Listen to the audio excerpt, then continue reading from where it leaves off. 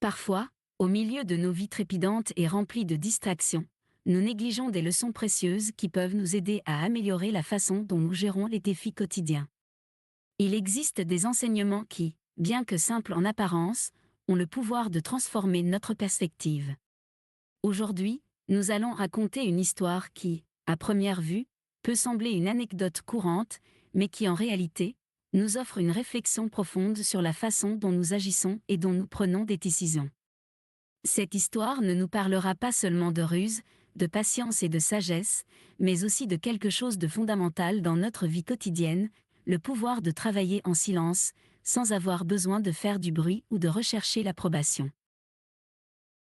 À travers cette histoire, nous verrons comment une attitude discrète et stratégique peut être la clé pour obtenir des résultats durables et, surtout, comment cette leçon peut être plus présente dans notre réalité que nous ne l'imaginons. Alors, avant de plonger dans cet enseignement, prenons un moment pour réfléchir à la manière dont nous appliquons ces principes dans nos propres vies et comment, tout comme dans l'histoire que nous sommes sur le point de partager, nous pouvons trouver de la valeur dans ce qui n'est pas toujours visible. À l'œil nu. Vu. Il était une fois un ministre très intelligent qui faisait partie de la cour d'un roi. Ce ministre était si intelligent qu'il trouvait toujours une solution à tout problème, de sorte que le roi ne prenait pas de décision importante sans le consulter. Cependant, la confiance constante du roi envers le ministre suscita la jalousie des autres membres de la cour. Un jour, le roi fit remarquer au ministre que bien qu'il fût très sage, son fils ne semblait pas avoir le même intellect, et il le considérait comme complètement stupide, car il n'avait aucun bon sens. Le ministre, surpris et inquiet, décide de parler à son fils pour comprendre la raison de l'opinion du roi. De retour à la maison, il demanda à son fils quel métal avait le plus de valeur, l'or ou l'argent.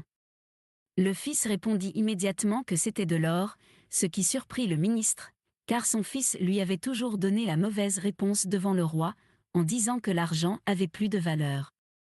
Lorsque le ministre lui demanda pourquoi il répondait ainsi au roi, le fils expliqua que chaque jour, lorsque le roi le voyait au marché, il déposait devant lui 2 pièces, une en argent et une en or, et lui demandait de prendre eux les plus précieux. Le fils, sachant que l'or était le métal le plus précieux, prenait toujours la pièce d'argent. Ce n'était pas parce qu'il croyait que l'argent valait plus cher, mais parce qu'il savait qu'en faisant cela, le roi rirait et lui donnerait une pièce d'argent, appréciant ainsi la petite blague. S'il avait pris la pièce d'or, il n'y aurait plus eu de pièce et le plaisir aurait été terminé. En entendant l'explication, le ministre se sentit fier de l'intelligence de son fils.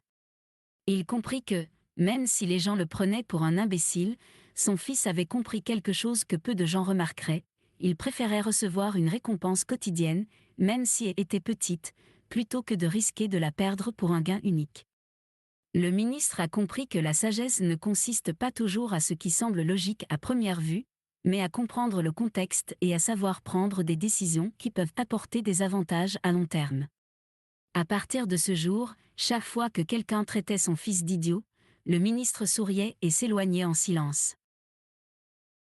La patience, la gratitude et la capacité de continuer à avancer dans la vie, en prenant des décisions sages, sont devenues les leçons que le ministre a apprises de son fils. Après avoir réfléchi à la ruse et à la patience, nous pouvons tirer une leçon précieuse sur l'importance de travailler en silence. Le véritable pouvoir ne réside pas toujours dans ce qui est dit ou dans ce que les autres peuvent voir. Souvent, le travail le plus efficace et le plus durable se fait dans le silence, loin du bruit et des attentes des autres. Ceux qui se concentrent sur leurs objectifs et progressent sans avoir besoin de se vanter ou d'attirer l'attention sont ceux qui atteignent véritablement leurs objectifs de manière solide et cohérente. Travailler en silence ne signifie pas être invisible, mais être stratégique. C'est la capacité d'investir des efforts dans ce qui compte, sans se laisser distraire par des opinions extérieures ou des comparaisons inutiles. Ceux qui choisissent cette voie subissent souvent moins d'interférences, peuvent mieux se concentrer et obtenir des résultats plus authentiques. Les avantages de travailler en silence sont évidents.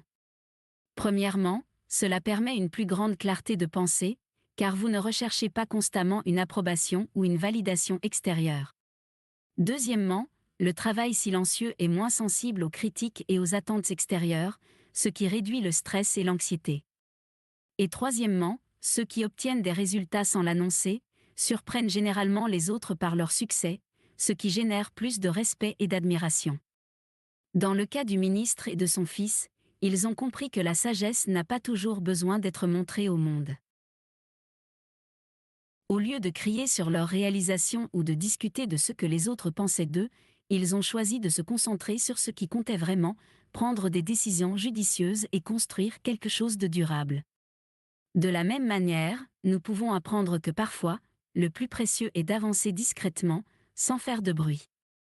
Travailler en silence est une leçon d'humilité, de patience et de confiance dans le processus.